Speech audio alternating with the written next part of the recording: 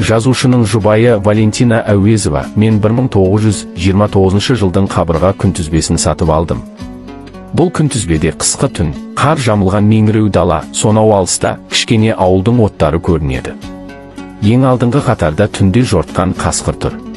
Міне сол сурет жазушының бала кезінде аңшылардан естіген әңгімелерін есіне түсірген болуы керек. Осы суреттегі көріністің әсерінен Мұхтар өзінің Көксерек әңгімесін жазған деп еске алады. Қазақ әдебиетінің классикалық туындысына айналған Көксерек повесі 1929 жылдың қаңтар айында жазылды. Бұл шығармада адам мен табиғаттың қайшылықтары Құрмаш пен Көксеректің қарым-қатынасы арқылы шебер суреттелген.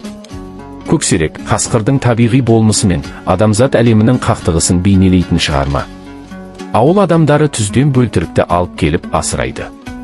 Бастапқыда ол үйге үйренгендей көрінгенімен, уақыт өте келе жабайы табиғатына тартып, адамдарға қауіп төндіреді.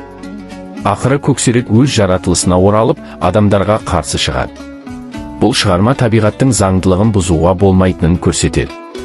Көксерек повесі табиғат пен адам арасындағы үйлесім, дала тағыларының бостандыққа ұмтылысы және адамдардың оларға деген көзқарасы туралы терең ой қозғайтын туынды. Мұхтар Әуезов бұл шығарма арқылы табиғаттың өз заңдылығы бар екенін және оны өзгерту қиын екенін көрсетеді. Көксерек бөлтірік кезінен адамдардың қолына түскен қасқыр. Адамдардың қамқорлығына қарамастан, оның бойындағы жыртқыштық қасиеті жоғалмайды.